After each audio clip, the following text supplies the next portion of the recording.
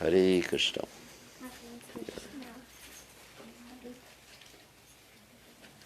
Hare Krishna. So while they're tying, I'll begin the lecture. Kantimala. Right there. So, Om Gana Timidandasha Gadanjana Shlakaya Chakshur Unmeditam Yena Tasmai Shigurve Namaha. So today we are celebrating Harinam Diksha. And of course, we'll explain what Harinam Diksha is. But first of all, I want to explain initiation. I had a very interesting definition of initiation. I just did it at our last initiation. Of course, initiation generally means to begin. You initiate something. But exactly what are you beginning? Of course, we could say you're beginning sadhana bhakti, but hopefully they've already been performing sadhana bhakti. Sadhana bhakti means devotional service in practice. So hopefully they've already been practicing, because part of the requirement for first initiation is you're supposed to practice and be chanting 16 rounds before you take initiation and following the 4 regulated principles. That's sadhana. But initiation actually means, of course, taking a vow, but that's not really the essence of initiation. Initiation means to say to Krishna that from this day forward, I'm yours. That's the essence of initiation. I mean, there's the procedure of initiation, there's the how and the what of initiation, but the why of initiation is to say, from now on, Krishna, I'm going to try to give up my false ego. Because the false ego is I and mine.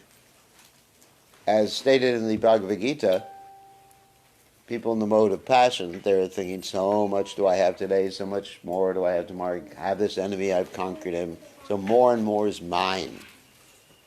And then, I, Ishwaroham aham bhogi siddhoham balavan sukhi, I am perfect, powerful, happy. I am the center of everything. In other words, I am God. Even though we don't ascribe to the Mayavad philosophy where people actually say that they're God, still, in essence, most of us are thinking we're God. We may not say that, G-O-D, but we want to be Ishvara. Ishvara means controller. Just like we just chanted the Brahma Samhita, right? Ishvara Parama Krishna Satyananda Vigraha Nadi Radhi Govinda Sarva Karna Karna. So what that means is Krishna is the supreme controller and he is the cause of all causes. That's Krishna. But we also want to be the... Thank you. We also want... Everyone turn down the mobile phones. One of the traditional ways I get people to turn off the ring of their mobile phones is I tell them if the mobile phone goes off, they're giving $5,000 towards the new temple. So everybody immediately turns it off. So, anyway, so talking about Ishvara. So we're trying to control things. Just like there was an interesting story told by Srila Tamal Krishna Maharaj one time. And many of you heard this story, but it bears telling again. He said, once upon a time he was with Prabhupada. And Prabhupada was saying, basically, there's many universes that come out of the Supreme Personality of God. And you all know Mahavishnu, he breathes out, and all the universes come out in bubble form, and they expand either from his body or from his mouth. And then we are in one of those universes, just one of those insignificant universes. There's as many universes as mustard seeds in a bag of mustard seeds. So within that bag of mustard seed universes, we're in one of them. And within that mustard seed universe that we're in right now, there are millions and millions and millions and millions of planets. And there's one planet, which is called the planet Earth, within Bharatvarsha, for those of you who don't know. Actually, the word Bharatvarsha originally referred to the whole planet, not just India. And it was named after the son of Dushmanta. Some people say the son of Rishabhadev, but anyway, whatever.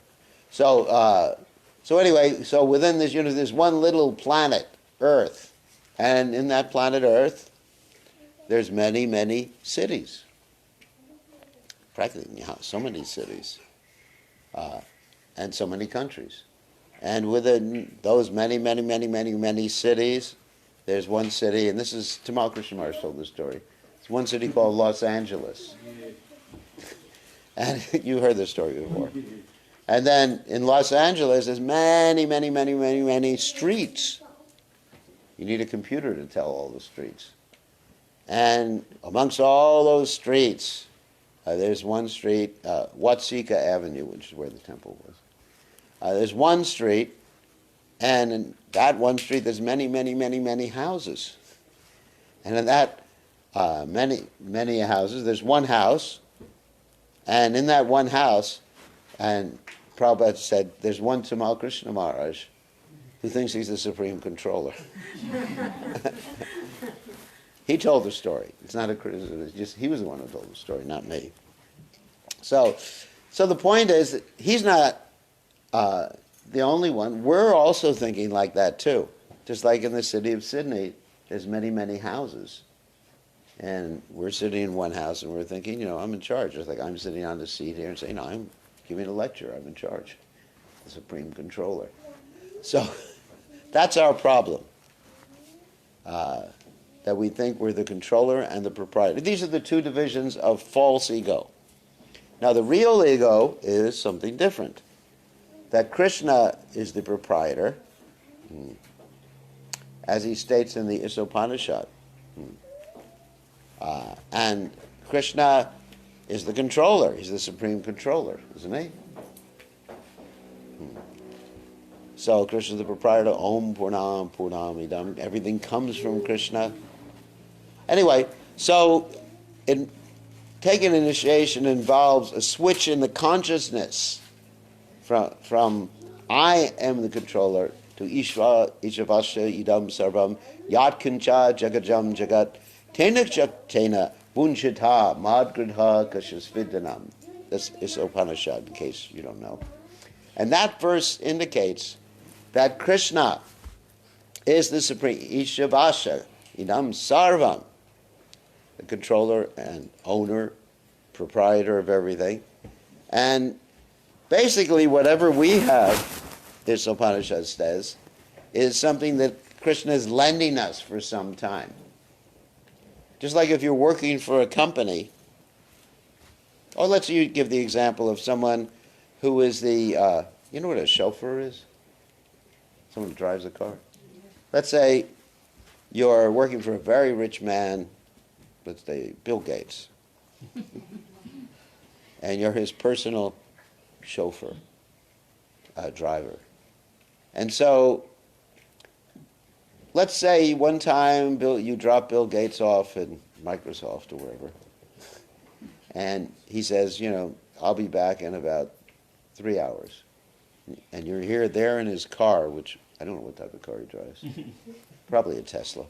So, maybe not. No, probably not.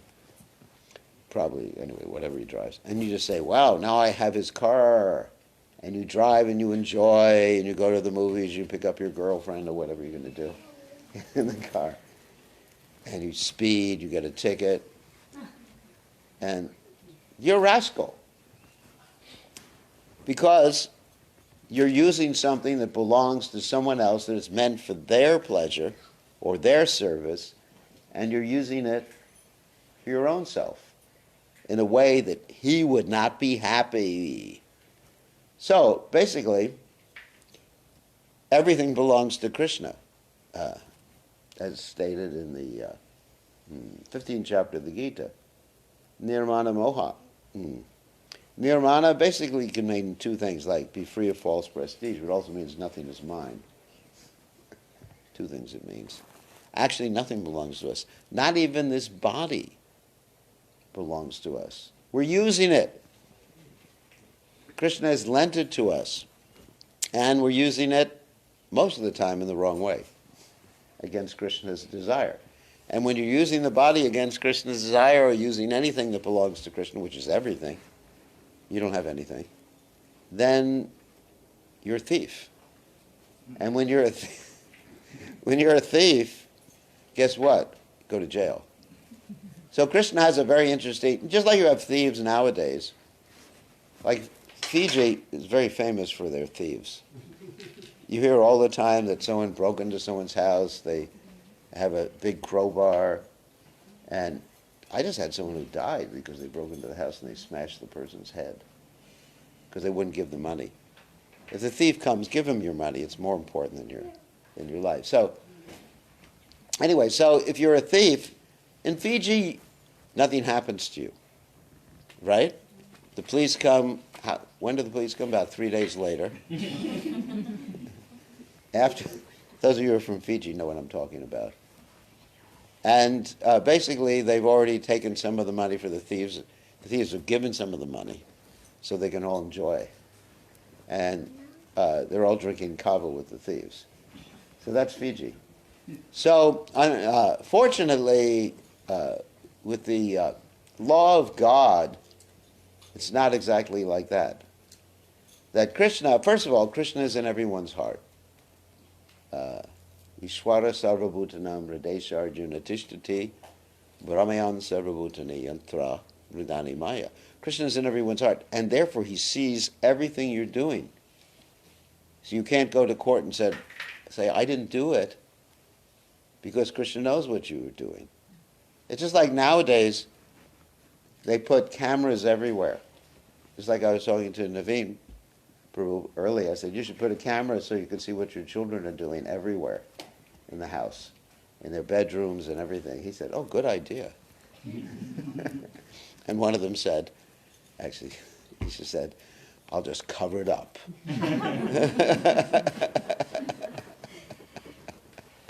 But you can't cover up God's camera. You can't just take your heart and put a piece of cloth over your heart, and God won't see what you're doing.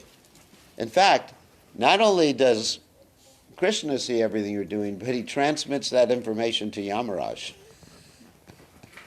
his police department. Did you know that? Yamaraj, actually the word Yama means restrictions, and Raj means king.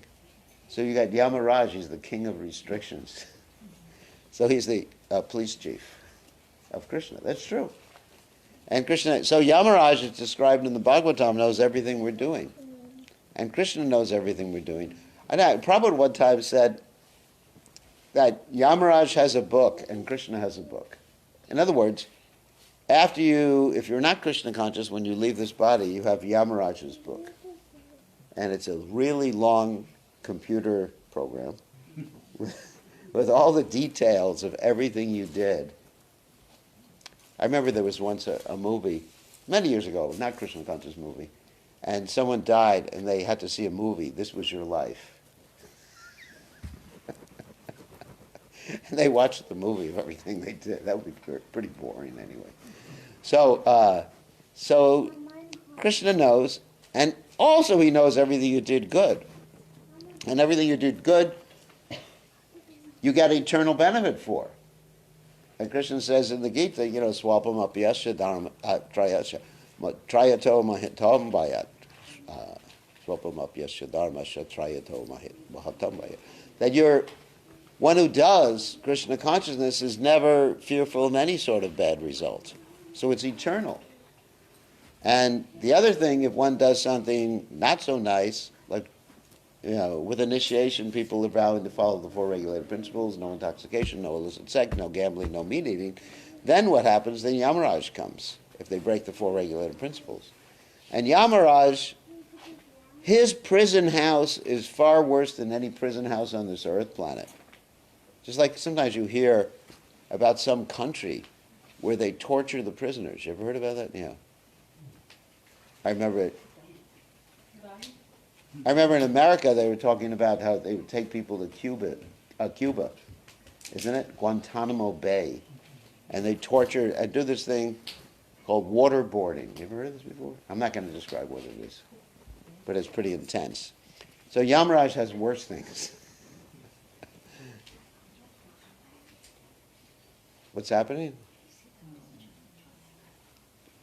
Krishnandini? Oh, you're doing the offering. Okay. Finishing the offering. So Yamaraj has worse things. So in any case, it's better to be good. That's the point. And the best good you can be is Krishna consciousness. And the way to be Krishna conscious, just to draw things full circle, is to understand everything belongs to Krishna and use everything in Krishna's service. And that's called yukta vairagya. Spiritual life does not mean becoming renounced in an ordinary sense, but it means using everything for Krishna. Like manasa deha geha yo kishamor aprilam tuyapade nanda kishore. What does that mean? My mind, my body, my home, my family, everything belongs to you. Nanda Kishore. So that's Krishna consciousness.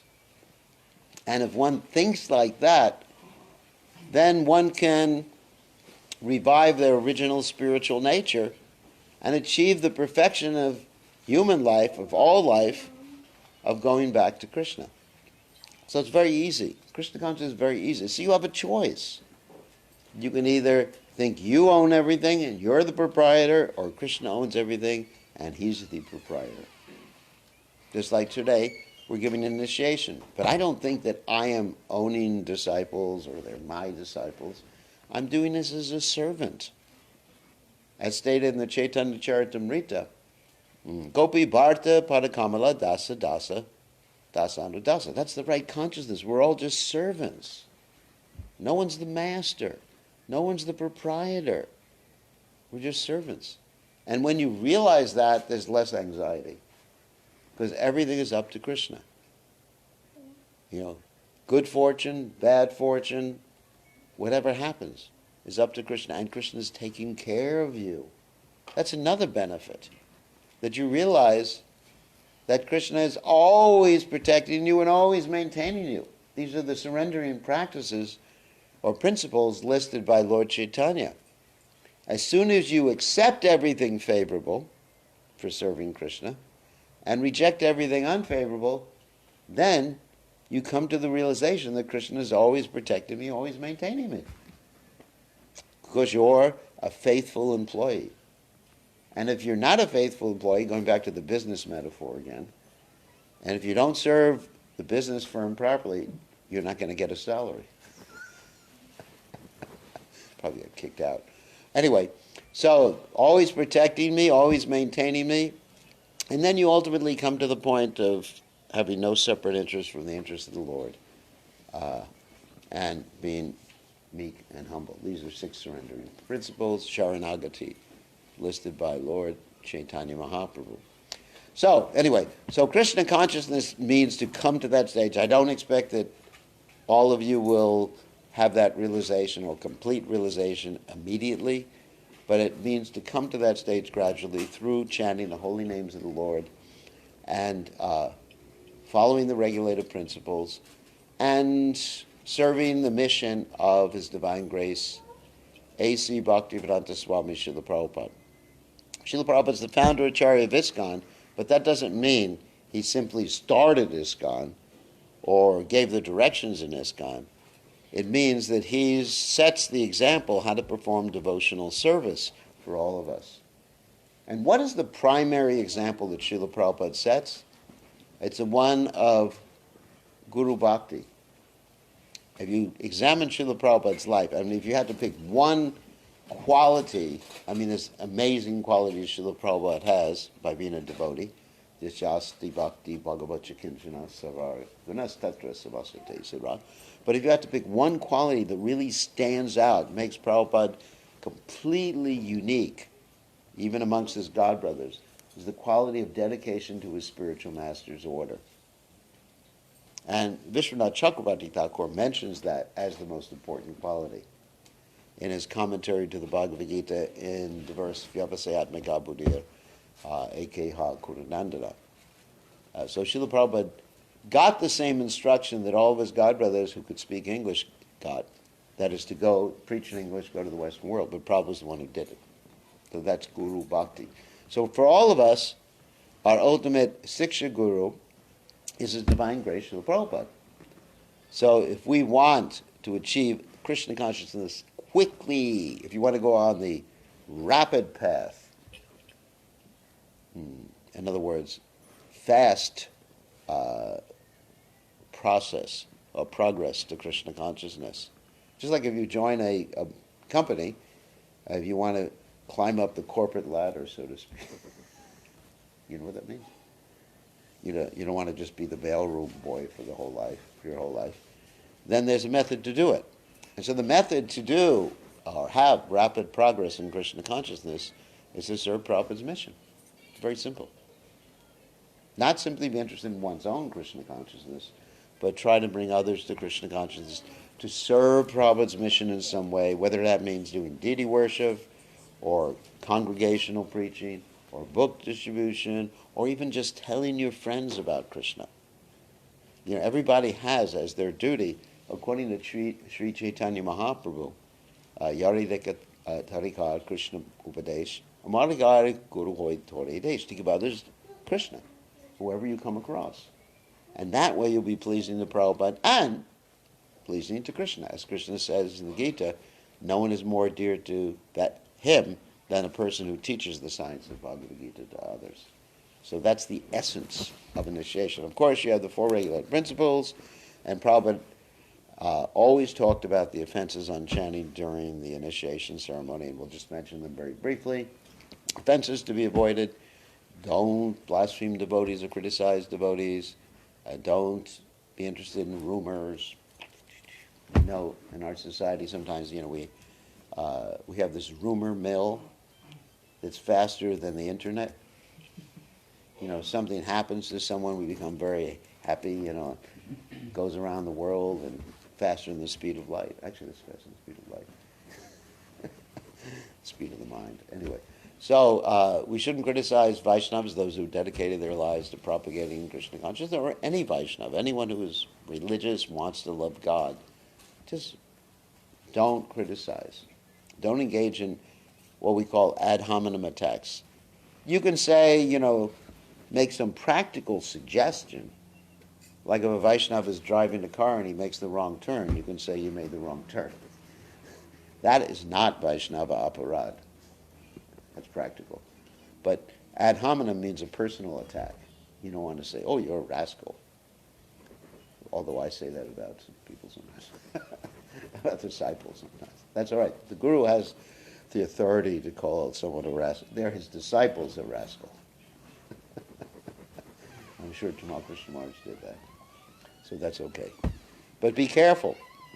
So anyway, second offense to be avoided is to consider the names of the demigods or the personalities of the demigods to be equal to or independent of Lord Vishnu, Krishna, Ram, Nrsimha, all the same person.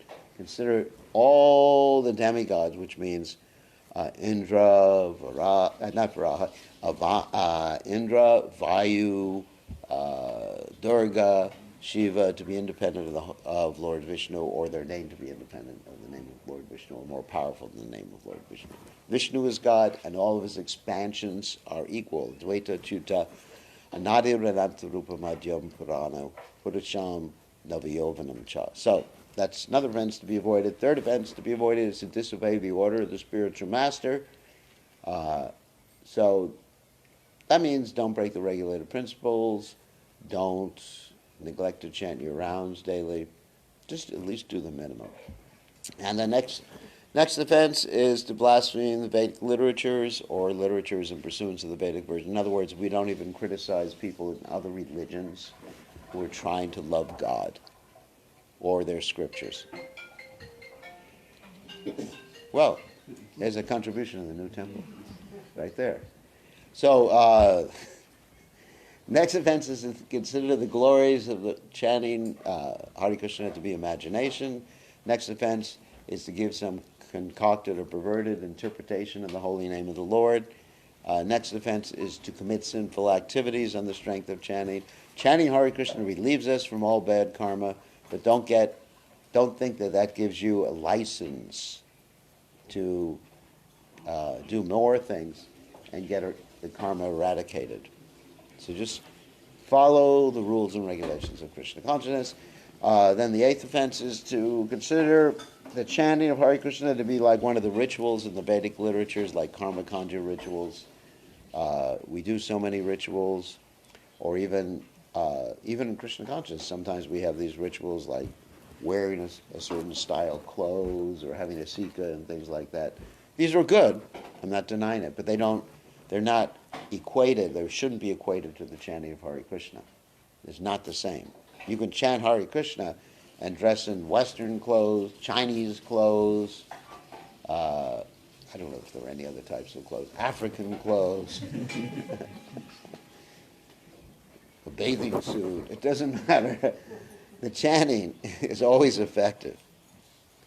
I like dressing a dhoti. It's nice, a tradition. But I'm not going to go back to Godhead by wearing a dhoti. There's many demons. Ravana wore a dhoti too. He didn't go back to Godhead. Well, ultimately he did, but it didn't take him back to Godhead. So anyway, then we should be careful of how we instruct people who are not Krishna conscious. In other words, we should not instruct people about the glories of the holy name. If they're faithless, just be careful how you instruct people, and you should do it according to time, place, and circumstance, and their level of ability to accept Krishna consciousness. And the 10th one is to not have complete faith in the chanting of Hare Krishna, and instead of saying maintaining material attachments, we should try to get rid of the material attachments. And also overriding all the 10 offenses is the offense of inattentive chanting. So while we chant, we should be attentive. How can we be attentive when we chant? When the mind is chanchala, himanaha Krishna, pramati balavadridam, is wandering everywhere. It's like the wind. The way I know of being attentive is to have some sankalpa before you chant. In other words, why am I chanting? What is the reason for chanting?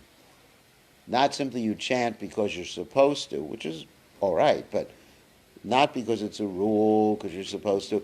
We should chant because we either want to love Krishna, or we're chanting for someone else, or at least be like Dhruva Maharaj, where you want a kingdom better than Lord Brahma. At least there has to be some sankalpa, right? Some intention, some reason. Because the chanting should be done from the heart, not simply from the brain and the mouth, from the heart. The heart is the most important part of a devotee's body and even spiritual body. Because the heart is where the soul is. Sometimes I say to devotees, you shouldn't simply have a mouth to eat and a mouth to talk and a stomach to digest. You shouldn't be like, what is that demon in the Ramayana? Kabanda. You shouldn't be like that demon in the Ramayana. Kabanda. You know Kabanda? That demon with a big mouth, and his complete stomach, his whole body was his stomach, and long arms, and he tried to eat Ram and Lakshman. We should have a heart, and we should chant with our hearts. And in order to chant with our hearts properly, the type of sankalpa or desire or intention that we have can be, understood or concentrated on by reciting and understanding the Shikshashtaka given to us by Chaitanya Mahaprabhu. And I think you all know the Shikshashtaka, Chaitodarpana Marjanam, Baba Mahadvagni Nirapanam, etc. I'm not going to go through the whole thing. But read the Shikshashtaka, try to understand Lord Chaitanya's instructions, and this will help us chant Hare Krishna better. Okay? I think I touched upon all the different points. So now we'll give the names. How's that sound? The spiritual names. So, each of you can come up. Well, there's only two of you, so it's really easy. This one's easy. And, whoops. You'll take your vows of chanting 16 rounds a day, following the 4 regular principles, and get your beads. These aren't the same beads you gave to Sanatan. The reason for that is Sanatan took the beads all the way up to the farm. So there's different beads. But you go up, the procedure is offer obeisances first to Prabhupada and the deities, and then you can offer obeisances here, and then we'll go through the procedure. How's that sound? Gauranga. Okay.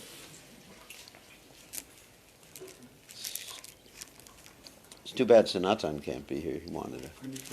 But Sanatan's at the farm right now, so with a group of people. But he wanted to come, but. Yeah, I know. His mom is here. And I think Jivanath also wanted to come, but he couldn't make it. So then you can offer obeisances. One more. Actually, it's pranam rather than dandavat actually means flat. This is panchang pranam. Pancham pranam. Pranam. 5 pranam. Okay. So, what are the 4 regulating principles? No gambling, no intoxication, no meeting, and no illicit sex. Okay, and how many rounds every day? 16 rounds minimum. Okay, so you get the beads with your right hand. So your name now is Chandrabali Devidasi. Chandrabali Devidasi ki jai. Okay, next. And of course, she assists Radharani in a very interesting way. That is, Chandrabali assists Radharani in a very interesting way. She appears sometimes to be competing for the love of Krishna, and she also has an intimate relationship with Krishna, but actually she serves Radharani. She's Radharani's servant. Okay. So. Okay, and so what are the 4 regular principles? No eating of meat, fish, or eggs, no intoxication, no gambling, and no illicit sex. And no kava.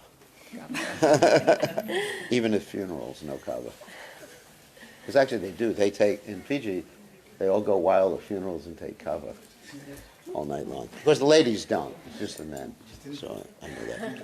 So you get the beads with the right hand. So your name now is Susavani Devidasi. Susavani Devidasi ki jai. So it's a name of Radharani. It means she's the object of devotion.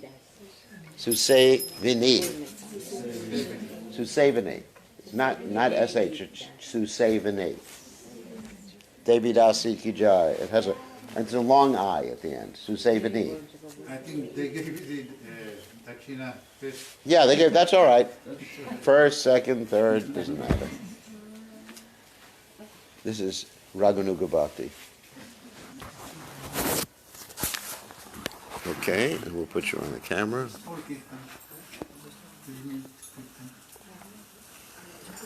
Kirtan.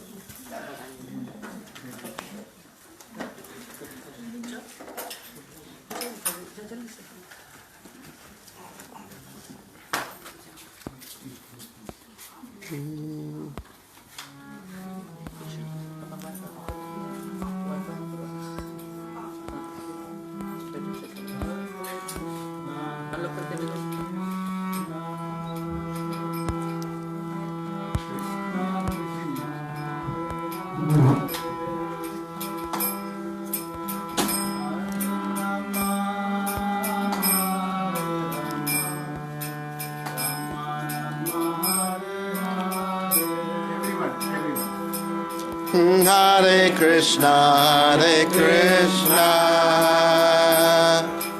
Krishna Krishna, Hare Hare, Hare Rama, Rama Rama, Hare Hare.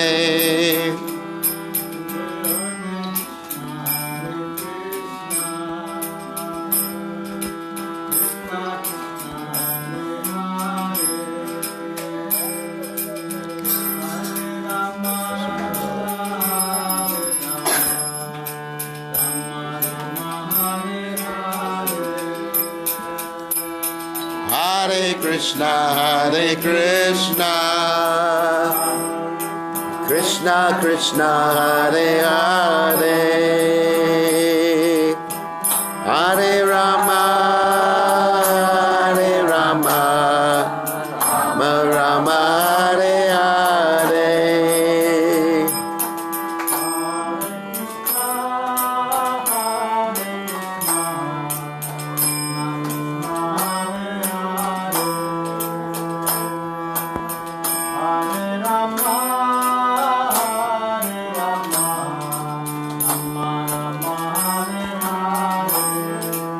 Can I change the Wi-Fi? My battery's gonna die. You know what? Your battery's gonna die?